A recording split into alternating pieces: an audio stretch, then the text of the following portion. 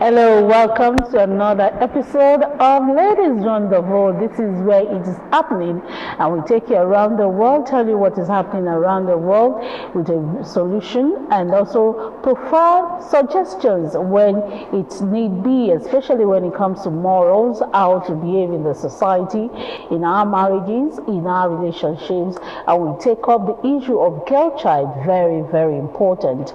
My name is Charity James. I'm not alone on the program. My co-discussants are here on the program. I have Blessing Fatuibo on the program, our own Ebony on the program. Good morning, Blessing. Good morning, Charity. It's good to have you again. Same here. Another Monday, another Always Blessing. a delight. Yes, so it's always a delight. All right, you're welcome to the program. And Lola is joining us today. Lola, I just said our own Davina. I saw that name. You're welcome to the program. Thank you so We much. missed you last week. Oh, I miss you guys too. And happy birthday in every year. Thank you so much. How are you doing? I'm well, thank you. How did your weekend go? Oh, it was really good. It was a lot of work, but it was good. It was good, yeah. You can see that. Hey, ladies, you're welcome to the program. And from now till about noon, we'll be taking you through two segments of the program, Around the World segment and the issue of the day segment, where we talk about something topical and we discuss that with a vision to giving solution to whatever challenges we find on that topic. That's the setting. We'll see you after this break and we'll take on Around the World.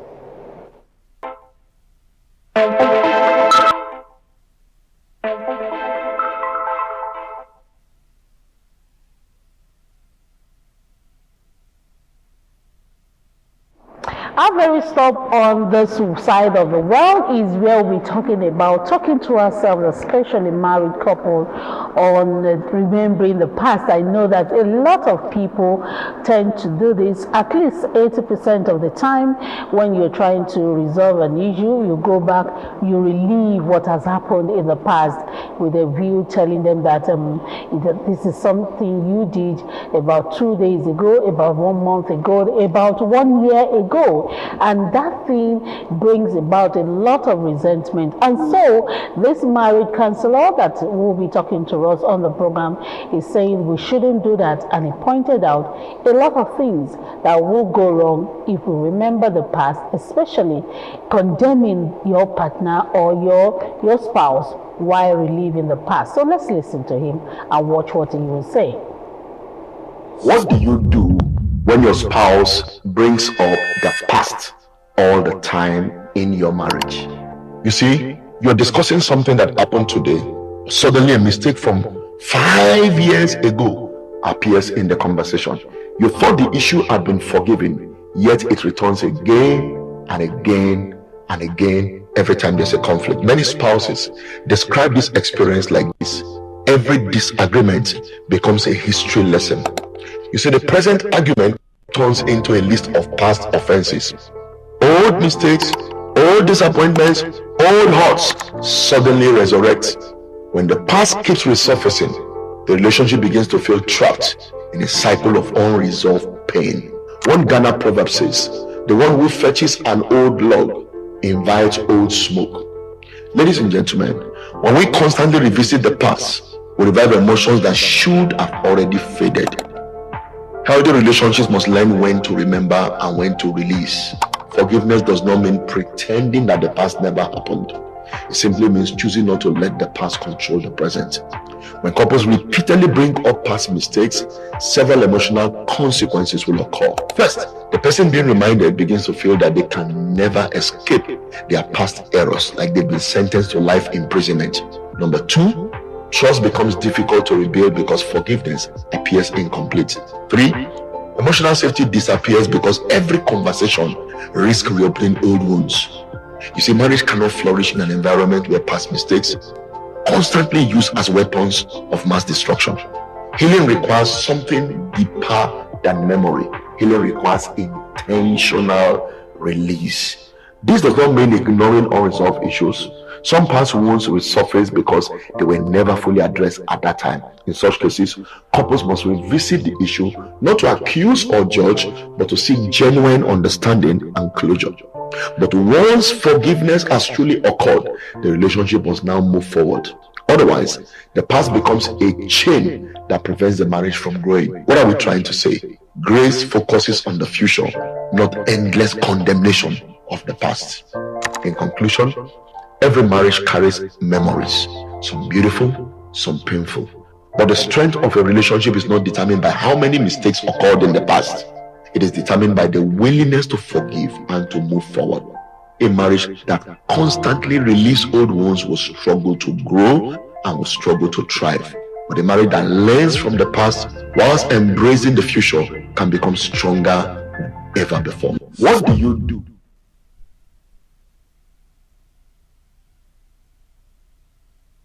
All right, that was a pastor there, married counselor, telling us that relieving a crisis moment in relationship gives a lot of room for some resentment, and at the end of the day, you tend to go emotional and destroy that relationship. So, for Blessing, what can you say to this? Is it relieving? Is it for blessing or condemnation? Well, for me, I just believe that this kind of idea or a personality, anyone that imbibes this kind of personality, should channel it to positive things.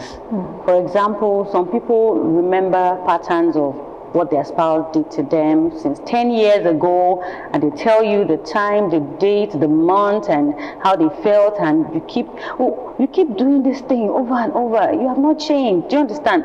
I just feel that when there are two people involved in such kind of situation, there should be grace. There's something that carries every marriage, and it is grace and endurance to some extent. So when you keep talking about maybe something happens, it's only going to frustrate the partner, because when these things, maybe a mistakes happen, there are different situations that something can occur.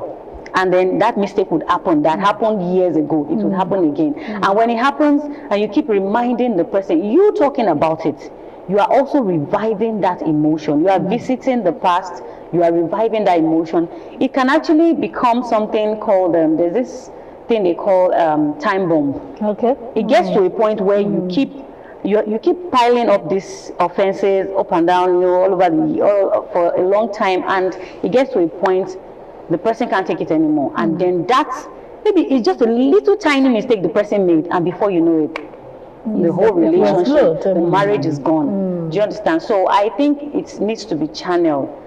Maybe that kind of person should, probably work in the investigative department. Exactly. About history. Channel it to a better, yes, positive, way. You understand, to live instead of piling up offenses. And it is not good for a very offensive person. So, Lola, for you, how should anybody, not only couples alone or married partners alone, I know that for friendship too, some people will tell you that's what you did, you took my this thing and you didn't return it, you were supposed to put it at this particular place, you took it and put it somewhere else, and it becomes a big fight. So how should we see ourselves? There are emotions, there are nature, it differs. You can't be the same. Okay, so what I think is, in dealing with this kind of situation where there is where you continue to remember a situation and refer to the past, right? It's important that we look at it from a perspective of, this seems to be an open wound to this person. if there has been a recurrence, it means that the problem that is the baseline has not changed. That's what it means. So that thing that this person keeps talking about has not changed. That is why sometimes, they refer to the past, because that problem has not changed. So for both parties, it's important that the offending party knows that they need to change that character, they need to change that flaw, they need to take responsibility for that flaw and work on it. Because if you are working on it, then the other person might not see the need to keep referring to it, because it's probably not in the same magnitude anymore. But if you are still the same, that person would also. I think communication would do. Yeah. Yes, and taking responsibility and making proactive efforts to change, not just saying I'm sorry.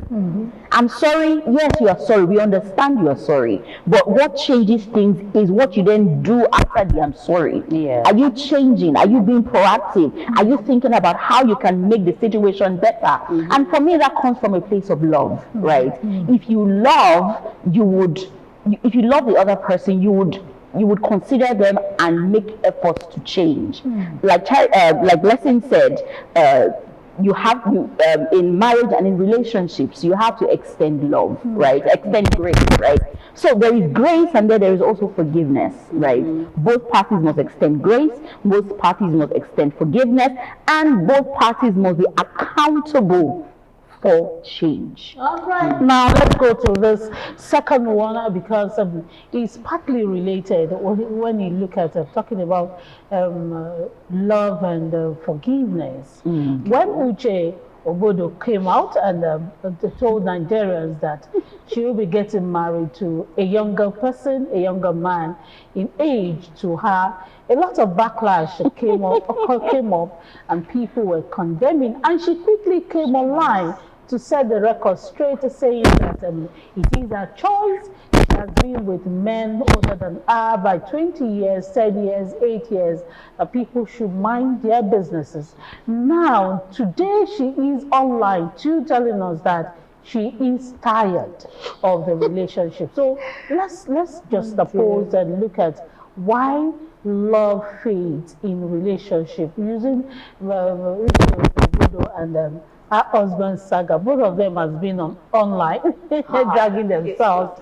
So let's watch this old video a little bit and we'll make a conclusion from there. I've dated from footballers, I've dated guys who have money, so much money, I've dated politicians. And then when I say dating, I don't mean sleeping with, I mean dating. For like a year, 2 years, 3 years, and I know what I saw. Okay? I never saw happiness. Even from my ex, my former baby daddy, he never made me happy. He was the worst of them all, but I'm not the kind of woman who comes online and talks about my relationship or my former relationship. I was pregnant. This is my second child, as I always say. What that man did to me, I don't think any woman will survive it. I am pregnant with a man who is a complete man, who is above 25. And then you call him a small boy, you insult me and say that I'm older than him. How can I be dating a teenager? Listen, that guy has made me happy. Okay? And I have no apology for it. He has made me happy. All the while I was with him, I never cried, But I know that I've been in a relationship with older men who give me 20 years. I've dated a guy who is older than me by 20 years. Because then I used to believe that you need a father figure in a relationship. You need a father figure. You need someone who can help you, build you. And I always believed they were older men, people who can control you. Yeah, and I've dated a guy who's 20 years older than me, and he never impacted nothing in my life. He never did anything for me. Mentally, he never. He abused me. He lied to me. He lied. I've dated a guy who's 10 years older than me. It didn't work. I dated a guy who's 8 years older than me. Many times. I've never dated a guy who I'm older than. This is actually the first time I tried it. I used to see a guy who's 30, 31 as babies because I'm used to dating my grandfathers, thinking that's the best decision for me. But I've dated guys who have money, so much money. I've dated politicians.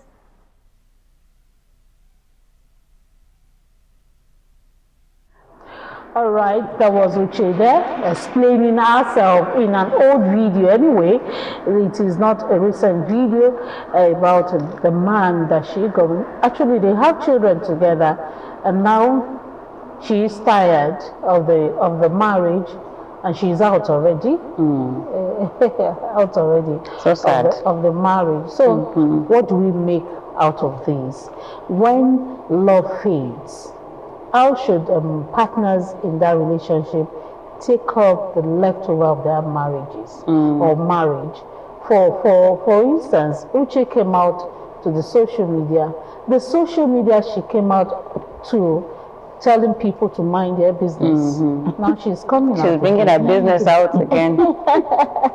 So when love fades, how should partners take up the failing marriage? Okay, so I'll start from the part where she talks about different dating men from different age spectrums, right? What are you looking at when you want to get married to someone? What are the attributes, right? Is age one of the important things? I wouldn't think necessarily. A person who wants to marry should be thinking about a man who is kind, their attributes, similarities in their beliefs. You know, those are the things I feel that you should focus on more than age, because age, whether young or advanced, is not a prerequisite for wisdom. Exactly. Right. Because someone is older than you does not mean they are a lot wiser than you. They might have more experience, but that does not translate to wisdom. So people should get married to spouses that they like, that they love, that they can be kind to, right? So what happens then when a relationship has broken down? What I would say is, number one is you yourself as a spouse take accountability of the wrong and the things that you might have done to contribute to the breakdown of that relationship. Audit yourself. Yes. Do a self-audit. Whether, so it doesn't mean that you did a bad thing, but that thing that you refuse to do might also have contributed to the breakdown of the relationship. Times where a spouse was doing a wrong that you did not speak, it contributed to the breakdown. So take a self-audit and see where you have gone wrong. You know, we're always quick to point to the other person. Oh, she did this, he did that, da, da, da, da. What did you do? Or what did you not do? You know, those perspectives are very important. And after doing that, you know, if you're a religious person, go down to God and tell the Holy Spirit, how can I be a better person? Read. If you need to see a therapist, see a therapist. If there are things that have happened that you are unhealed, you're not healed from, heal from there. Okay, I was actually going there because I saw a video of a woman. She was married for 17 years, and she left that marriage. She said she got married at 20, and when she was 37, the marriage was not appealing to her again because she was not growing in the marriage. And later on, she later discovered that it was trauma from her childhood that affected her. She was looking for a particular kind of man, and she didn't get that from her own husband, and she didn't feel fulfilled. The husband was wealthy, she was okay, she wasn't lacking anything, but she wasn't fulfilled as a woman in the marriage. So do you think this is applying to Uche? Because according to her, she has dated a lot of men older. Okay. And she tried this one younger. Now she's complaining again. Do you think trauma can have a place in relationship? Okay, the first time I saw this particular video, I could, from my own perspective, I'm seeing someone that is lacking something. At a point, I was going to tag it maybe daddy issues, but I don't know what our history is like. Because for a woman to come out and say she has dated several men and now she's going for the younger one, and at the end of the day, it's not working out, there's something she's looking for. And this might be channeled to trauma that she might not know about. And one terrible, or should I say bad thing that we, Africans, we do is we always feel like we don't need therapy. That therapy is for not case people, do you understand? But most of the time, a lot of people have issues that needs to be addressed. Not only, of course, pray to God, you understand, seek the help of the Holy Spirit and all that, but at the same time, seek counsel. Work on yourself. Work on yourself. So if you have been through a lot of relationship and none is working, please check yourself. If out of 5 people, you are the only person 5 people have probably a problem with, or you have problem with everybody, please check yourself. Yeah. Out of 5 people, you are the only person that has a problem with everybody. Come on, check yourself. So I think from what Lola said, she needs to seek therapy. She needs to work on herself. It's not, I don't want to believe that it's all about the men, because are you telling me that after all these men, none was kind to you, none was romantic, none was sweet? Oh, please. Maybe it's also her choice of men. The type of men she's choosing. That can also be a problem. But she had mentioned different specs. Men can even come from your trauma place. Yes. Because you will be looking for something else and you see something else. And what I'm also seeing is someone trying to escape a problem by choosing another priority, thinking that, okay, instead of dating older men, let me go for a younger person. Maybe still that falling into the same way. Yes, But at the end of the day, and they it's should not that. stop coming to the online, washing their dirty linen. Yeah, that's another topic. I don't like that. I think sometimes it's a cry for help. Because the thing is, Do you think it's a cry for? But she once said we should mind our business. Should mind us. But she's bringing the business out there. yes, I will say again that it's a cry for help. Okay.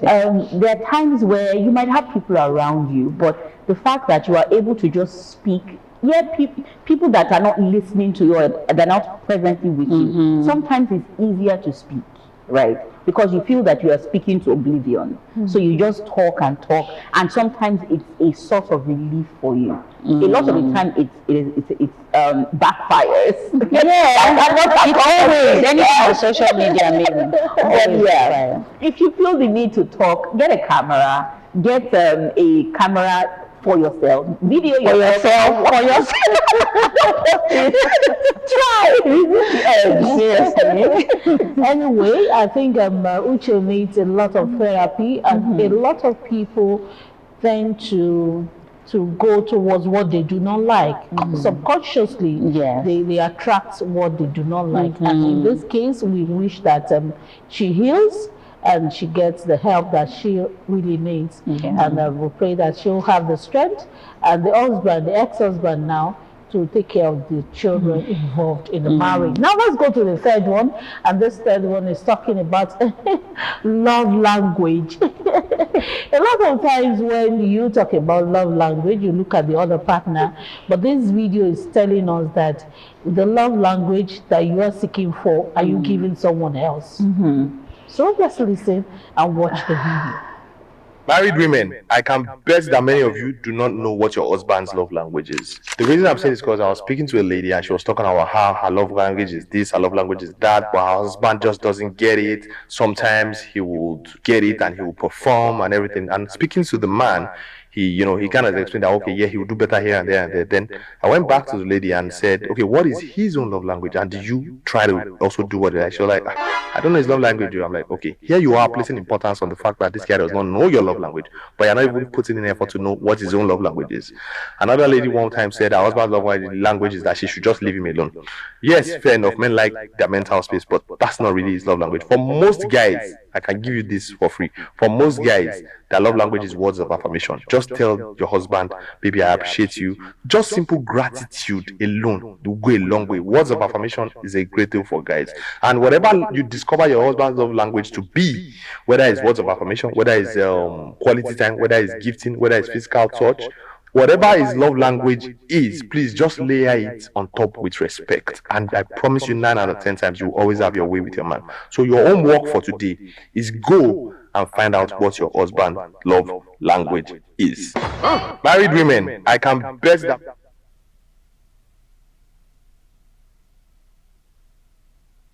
All right, that was another counselor there. I'll call him a counselor because he really talked about love languages. He did well. And I want to ask Blessing, do you know your partner's love language, or you are just seeking your own love language for? Okay, confession time. Okay, well, it took a while for me to come to the realization that my partner also has a love language, because society the way society frames your mindset as a woman, that you should, or always receive, you should get it, it is your right, or it is what you should have from your man. Thank you, princess treatment, take care of me, this is my love language, I love gifts, I love this, that. Then forgetting that the man also has a love language and is human. But one clause is that I feel like a lot of men always feel like they are not lovey-dovey, they're not romantic, all these love languages for women. I've heard that before. A lot of men will be like, we don't do this love language. What do you mean? When I discuss this thing with one particular man, I say, what is the meaning of love language? You guys have started, do you understand? So they don't even have an idea of that, concept in marriage or in relationship, even in friendship. Do you get? So I would say for me, I had to learn how to be conscious of, knowing that I need to learn what my spouse's love language is, and to be able to, reciprocate. Yes, I got to reciprocate. So it took a while, but Lola, we have to leave because we have just 1 minute on this segment. Our guest is ready. I will say, one thing I'll say is, love people how they want to be loved, not how you want to love them. Lola, sometimes you do know how they want to be loved, Well, learn how they want to be loved, and because that's how they appreciate the love you give. So yeah. Okay, thank you. I think a lot of men should work on that. Women always speak out, and they will tell you, I don't like this thing you are doing to me. I want it this way, I want the other way. But men will tell you, I'm a man, why should you pamper me? Why are you caring too much for me? Why are you saying sorry, baby? Why are you calling me baby? Ego talking. Drop that ego and let someone love you perfectly. Yes. Love language goes beyond them caring, washing your clothes, of course, cooking your meals and all that. It goes beyond that. When you get someone who can pamper you, some people will like that. But some men, the moment you get close to them, they'll tell you, what do you want? That's true. So lower your ego, please, and let someone else love you perfectly. And on that note, we want to go for a short break. When we'll come back, we'll take the issue of the day.